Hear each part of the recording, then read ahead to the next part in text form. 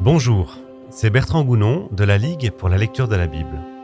Bienvenue dans Bible Tunes, la Bible pour ton quotidien avec Dieu. Le texte pour aujourd'hui se trouve dans le livre de Ruth. Ruth chapitre 3, les versets 1 à 13. Et je les lis dans la traduction Nouvelle Français courant. Noémie, sa belle-mère, dit à Ruth : « Ma fille, je dois chercher à assurer ta sécurité pour que tu sois heureuse. Voici ce que nous allons faire.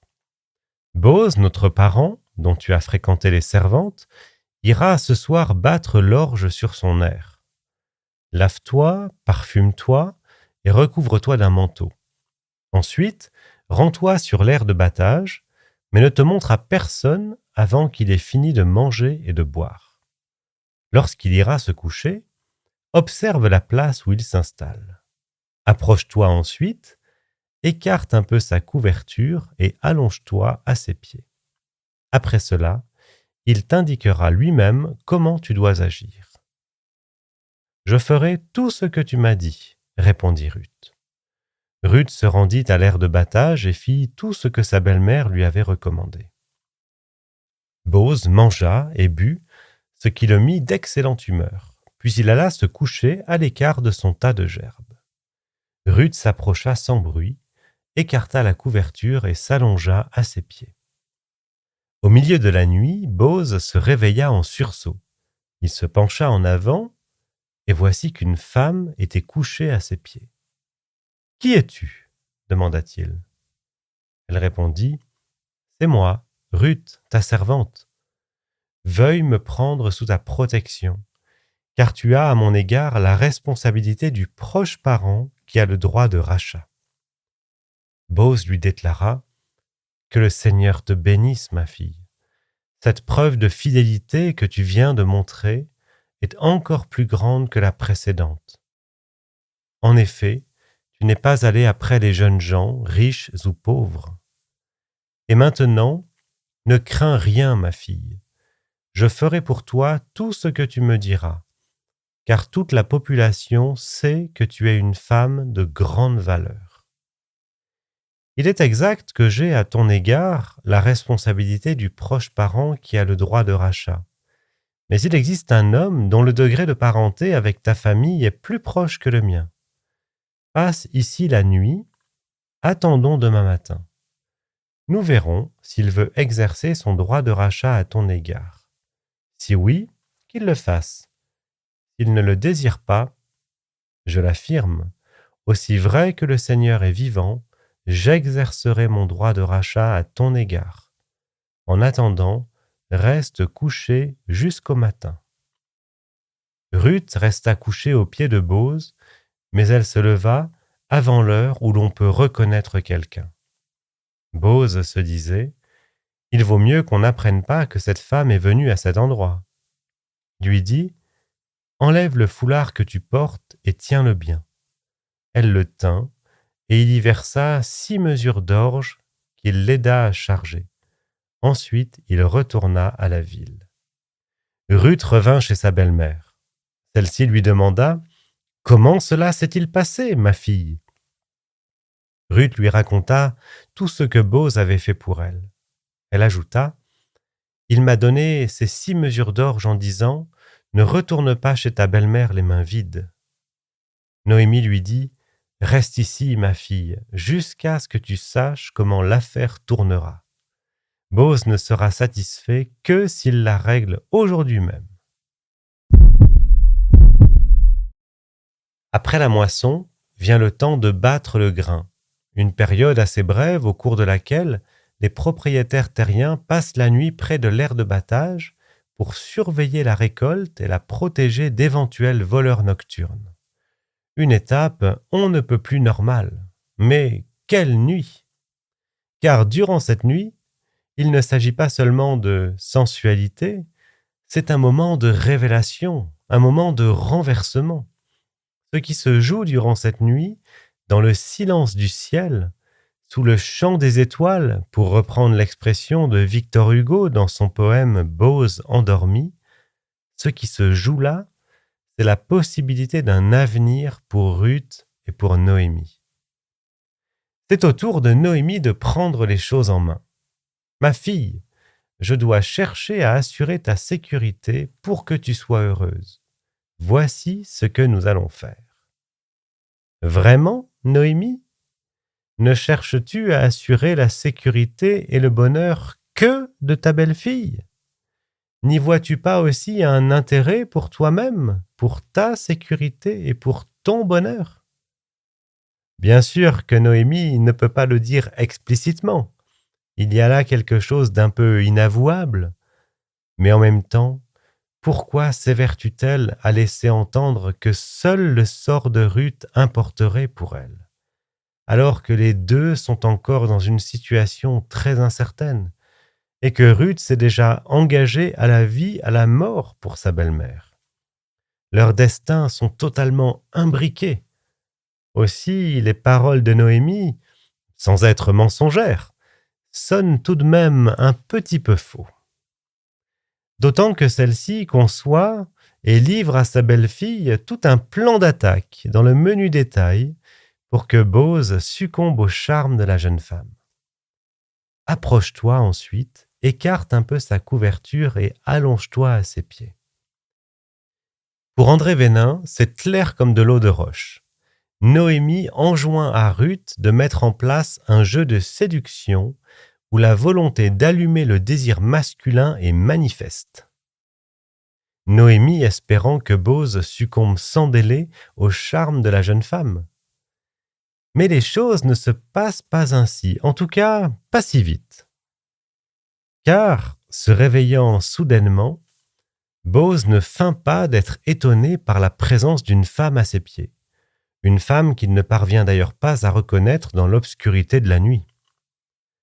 Et si Ruth s'empresse de décliner son identité, elle ne s'arrête pas en si bon chemin et fait preuve de la même détermination qu'on lui connaît depuis qu'elle est arrivée à Bethléem. Elle fait certes preuve d'une grande audace en allant ainsi se coucher aux pieds de Bose endormi, prenant un peu de couverture pour elle, mais Ruth n'entend pas user de ruse pour inciter l'homme à coucher avec elle sans délai. C'est une femme qui, dans sa vulnérabilité évidente, n'en demeure pas moins forte et déterminée quant à la manière dont elle désire que les choses se passent. Ruth ne s'assoit pas sur son honneur, sur ses valeurs. Et n'oublions pas qu'elle a déjà eu l'occasion de voir et d'expérimenter, au temps de la moisson, que ce Bose était lui-même aussi un homme de valeur, un homme bon et fidèle, qui serait sans doute loin de vouloir se jeter sur la jeune Moabite pour assouvir une pulsion sexuelle.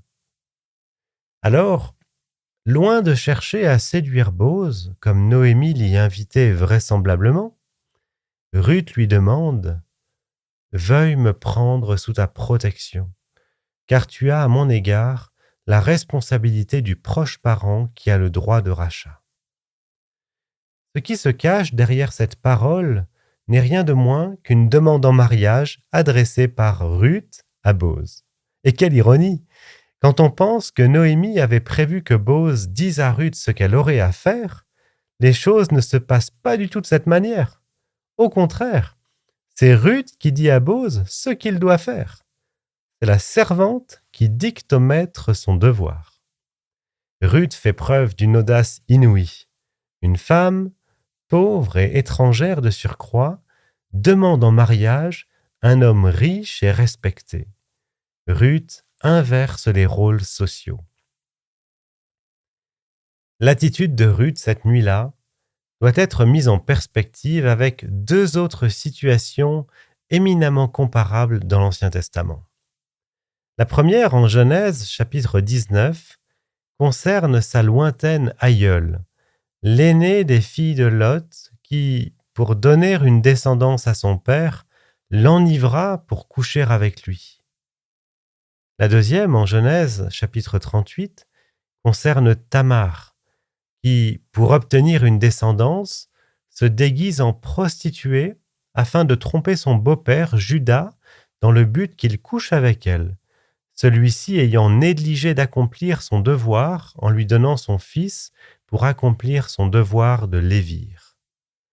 Comme le souligne André Vénin, Par rapport à ces femmes, la démarche de Ruth ne comporte ni tromperie, ni prostitution.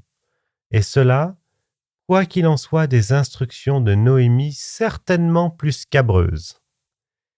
Ruth la Moabite rompt ainsi clairement avec l'attitude de ses aïeules, les filles de Lot, et elle se démarque de Tamar, qui se trouve être l'ancêtre de Bose, en renonçant à toute ruse et à toute séduction. Son attitude, tout à la fois déterminée et vertueuse, ne trompe pas Bose dans le jugement qu'il porte une fois de plus à l'égard de la jeune femme. Que le Seigneur te bénisse, ma fille. Cette preuve de fidélité que tu viens de montrer est encore plus grande que la précédente. Loin d'être choqué par cette jeune étrangère qui renverse les codes sociaux de son époque en osant lui faire une demande en mariage des plus directes, Bose est séduit bien plus profondément par le cœur de Ruth que s'il n'avait été question que de l'ivresse de son corps et de son parfum enivrant. Quand la fidélité rencontre la fidélité, tout le reste paraît superflu. Mais en homme intègre, Bose tient en haute estime le respect de la loi. Donc, s'il reconnaît qu'il a, à l'égard de la belle-fille de Noémie et de feu Élimélec, la responsabilité du proche parent qui a le droit de rachat, Bose n'élude pas une difficulté juridique de taille. Il existe un homme dont le degré de parenté avec ta famille est plus proche que le mien. En attendant de savoir comment les choses vont se dérouler au lendemain de cette nuit mémorable, dès cet instant, Ruth a la certitude d'avoir un rédempteur, soit Bose, soit l'autre parent en question. Car c'est au nom du Seigneur vivant que Bose s'engage par serment vis-à-vis de la jeune femme, scellant ainsi par avance son engagement potentiel de rédempteur. Ruth peut désormais dormir en paix aux pieds de celui qui veillera sur elle jusqu'au matin. Ruth prend un risque en allant vers Bose. Et toi? Quel risque es-tu prête à prendre pour assurer ton avenir ou celui de ceux que tu aimes?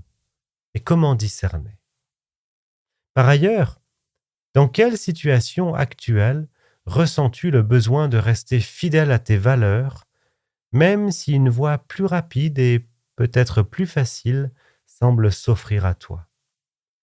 Comment, comme Ruth, peux-tu choisir l'intégrité, même quand on te pousse vers des solutions plus immédiates, mais peut-être moins justes? Merci de m'avoir écouté sur Bible Tunes. Rendez-vous au prochain épisode pour continuer notre parcours du livre de Ruth.